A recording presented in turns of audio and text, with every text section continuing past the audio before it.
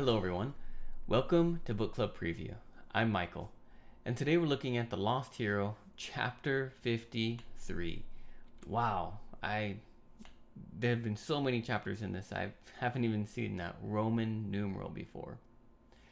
Well, this chapter starts off with Leo, and Leo is showing everyone something really important.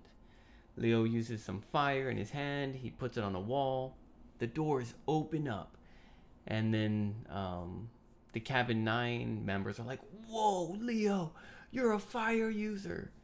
And Leo's like, yeah, I know. This place opens up, and everyone's looking inside. What is this place? Now, we've already seen it, right? When Leo found Festus, he went inside this bunker, right? This kind of base area. And we already saw like all the cool stuff in there and we talked about it. But this is the first time that everyone else has seen it. And they are really, really impressed. And so as Leo's showing them, he says, "Hey guys, welcome to the new Bunker 9 or Cabin 9. So this is kind of where Leo is saying like the new Hepatus cabin will be in this area. And this is really cool because Leo is sharing his secret lair with everyone. He doesn't have to share it, but it feels right. And he feels something like he should let everyone know about this. And so he does. And he's really excited to share it. Now when Chiron sees this, he doesn't feel so easy. Now he doesn't like it quite so much because it's stirring up memories. It's making him remember some really hard times. So we learn that a long time ago that there was a civil war between the demigods. And he talks about the civil war between the demigods was at the same time of the American Civil War. And, those two civil wars kind of followed each other. And in that civil war, it was the Roman demigods and the Greek demigods, and they were fighting each other. And during that time, so many died, and the gods felt so sad that they decided that won't happen again, and they separated the demigods. Greeks over here, Romans over here. And then they used the mist to make it so they forgot about each other. It's pretty big stuff. And Jason kind of already guessed some of this because he knows from his tattoo and his memories are coming back that he went to a different Camp Half-Blood. Well, Leo goes to a picture on the wall, and there's a picture of a ship. I'm going to show you a picture of it a little bit later. And this ship is the same one that he drew when he was 5 years old. And Aeolus gave him this paper back that he drew when he was 5. And the paper he drew when he was 5 matches the same kind of diagram or picture of the other ship. And so Leo's like, "Oh man, this is my destiny. I have to build this ship. And I'm going to call it the Argo II." The first Argo was the ship that the original Jason used in the ancient Greek stories. And so Leo kind of has this kind of memory, like this Jason will now ride in the new Argo, and this Jason is going to be just as cool as the last Jason. And let's see, I believe that is the end of the chapter. Some vocabulary words for you. The first one is the Trireme.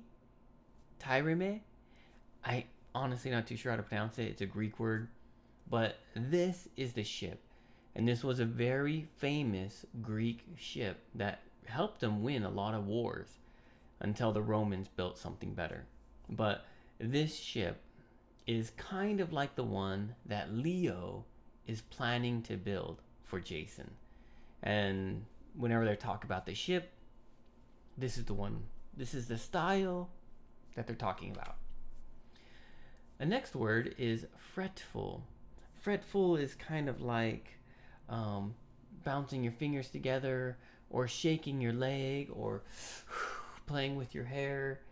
It's kind of a nervous, it's an action you do when you're nervous. Maybe start biting your fingernails. So these kind of things are fretting, or being fretful is doing this behavior. The next one is feud. A feud is like a small war between families. Okay? I don't know about other cultures, but in America, we have this idea of in the South part of America, really old families, that their grandparents hated the other grandparents, and so your parents hate those parents, and now you're friends with the other people, but you should hate them because your family has had a feud for generations. They have hated each other.